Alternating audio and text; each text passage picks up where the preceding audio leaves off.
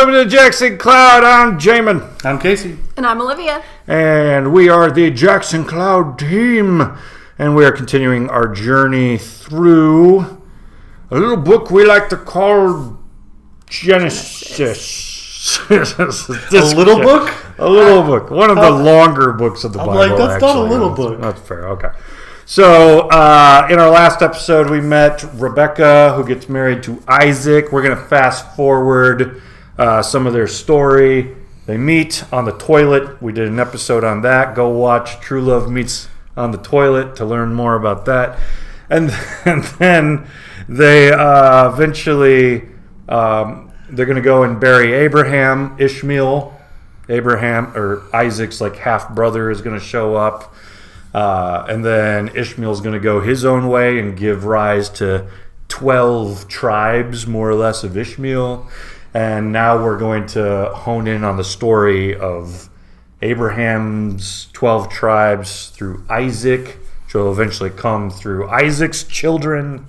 But we're going to fast forward through some of that to Esau and Jacob. Okay. So Isaac and Rebecca's story, it's funny, we had this big focus on Abraham and Sarah. Then we just like, Isaac, here he is. He's the promised one that we've been waiting for. Okay, just fast forward. Let's get to Jacob and Esau. It's kind of what it feels like. It's just like nowhere near as much time as though his story was. He's finally here. I'm just kidding, his children. Yeah, his story seemed to, I don't know, was less interesting or something. Either way. So you're saying it's like most grandparents. You know, even though they have their children, once the grandkids show up, the normal children are like, nah, that's old news, no big deal. Do you need to talk about your family life a little bit? You all right, buddy? No, but that's just, like, that's typically what I see happen when grandchildren happen, is the normal children doesn't matter as much. Okay, well, so we... Then I guess we just skip over them and go straight to the grandkids. Except Grandpa and Grandma have passed, so they don't have the time to focus on them. It's the narration point of view, which is what happens. All right. Well, here's where we get to Isaac. Isaac's 40 years old when he took Rebecca, and then they go, and we find an interesting theme represent itself. Rebecca is barren. Where have we seen this before? Nope, doesn't ring a bell. Yeah, okay. Abraham and Sarah, of course, right? The Genesis is full of repetitious themes, coming up over and over again. So is this supposed to be like father like son, like mother like daughter-in-law? Kind of, but why do you think this particular theme would keep representing itself? Because it gives an opportunity to God to show up and present his great power. Exactly. I mean, ultimately, whose promise is this? God's. Whose ultimate descendant is this? Abraham's. And God's. In fact, who ultimately is the descendant? That's true. Jesus, God, right? So God's making a promise for himself to be born in human flesh. He already exists, but he's also setting up the descendant line for him eventually to come around and save humanity. So, yes, it is intentional. The promise is on you, but as Olivia said, God's like going to show his power. You don't have this promise except by me. Abraham and Sarah wouldn't have had this promise except by me. Now your descendants still are going to like find that promise in me. And we're going to see more barrenness even show up as we continue on. But she finds that her pregnancy was not too tolerable. It wasn't exactly pleasant as compared to the very pleasant pregnancies that happen in the world. Wait, not too tolerable? It wasn't good is what I meant. Okay, the children struggled together within her. And she said, "If it is thus, why is it happening to me?" So she went to inquire of the Lord. And the Lord said to her, 2 nations are in your womb, and 2 peoples from within you shall be divided, and one shall be stronger than the other. The older shall serve the younger. there's another theme right here that we just ran into as well. Between Ishmael and Isaac, we had this like division going on for different reasons than this one. They weren't twins, right? But now we've got like this, the blessing is there to our present, what's going to happen, and that theme's starting to represent itself as well. But even in that theme, wasn't it the older, like, gave way to the younger as well?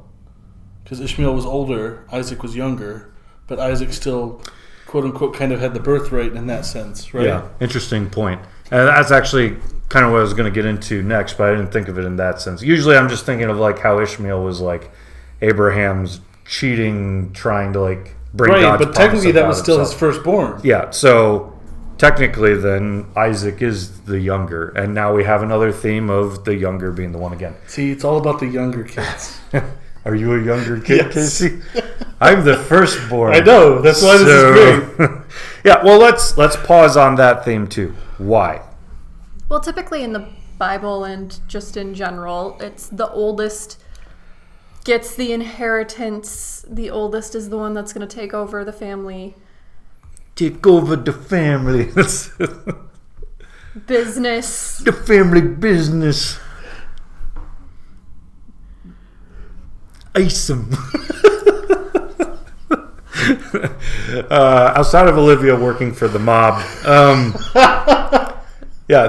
she's right though, right? Usually it's like the firstborn, at least biblically, the firstborn, where you're thinking like this is the one that's gonna take all the inheritance, take all the promises, and it's the special one. It was the first experience of having a child. Is it like that today? Sometimes I am the firstborn, so I'm asking. Am I the treasured one? I mean, No.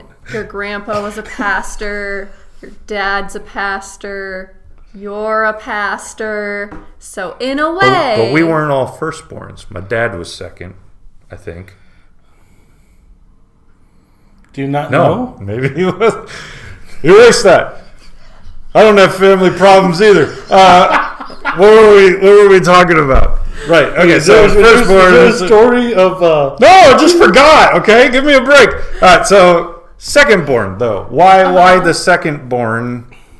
Because this isn't the only time it's going to happen. Like eventually we're going to get to 12 kids, and the last one, Joseph, is going to be like the very special one, right? Right. So why do we keep ending up with like the runt of the litter? Is that Well, it's the. I guess phrase the I'm looking last for? shall be first. Is this one of those ideas be getting thrown into birthright? I mean, that seems like a God thing to communicate, because this is going to continue to be this theme. Not necessarily always second-born or whatever, but it's going to be like the one that you didn't expect. Gideon is the one you didn't expect to be raised up to like go to.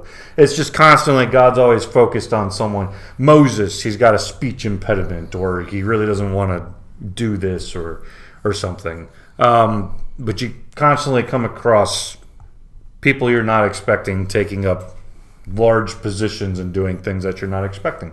So it seems, and I think this just goes back to what Olivia said before, is that like God chooses, God has these barren people in order so that he can show his power through them where we otherwise wouldn't have seen it. And God also chooses these kind of like, again, runts of the litter is not the phrase, but like the one that you're not expecting, even culturally for them, the one that you're not expecting ends up being the one that God rises up as like the example, or the one that he's going to use, the one that he's going to do his miracles through, which again shows what? God's power. God's power. You're not expecting that to be the one. And if that one's going to be the one, then they're going to need God, because culturally they're not set up to be the one. You know? But doesn't it also like help that? So I guess there's another way to put this. Like looking at it hindsight-wise, you can start to see a pattern. Whereas in the moment, a lot of times I don't think we would have noticed a pattern at the time, or it would have been. It was only a surprise because this group didn't have any expectations on them. Mm-hmm. So maybe it's because they were the youngest and didn't have that pressure of continuing the lineage, and like they didn't have as much pressure to do what they were supposed to do for the family. Like The family. Awesome. Then that's why they had the freedom to do something different, and the payoff was just that much better than what they were anticipated doing.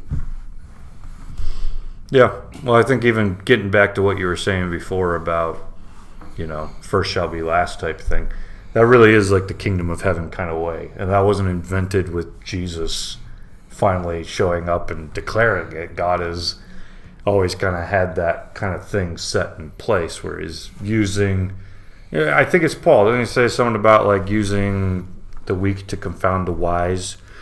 Weak to confound the wise. 1 Corinthians 1:27. God chose what is foolish in the world to shame the wise, chose what is weak in the world to shame the strong. There's always this kind of like backwardsness with God where he's kind of like bursting our bubbles in surprising ways. And that might even be, I don't remember offhand, I think Paul might be referring to the cross right there. Like you're not thinking of the cross as like this place of exaltation or glorification or changing the world or usurping Satan. You're not thinking of any of that in the cross. You're thinking, well, that failed. That's the way that you think of a cross. But God takes the foolish thing, the last thing we expected, flips it around, and then surprises everybody. And that's not new with Jesus.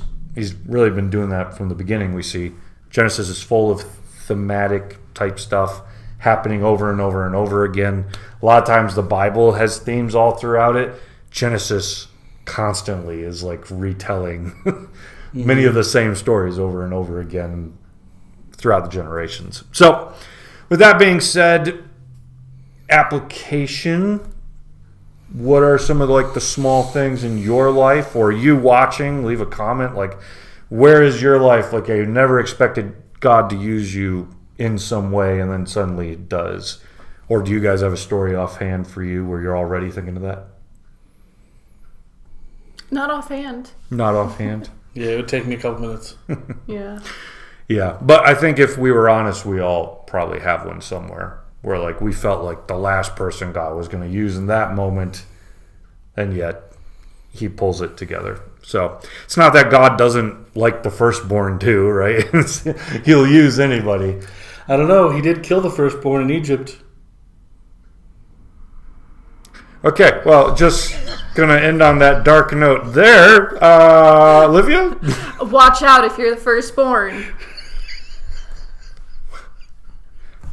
See y'all later. Roll the credits.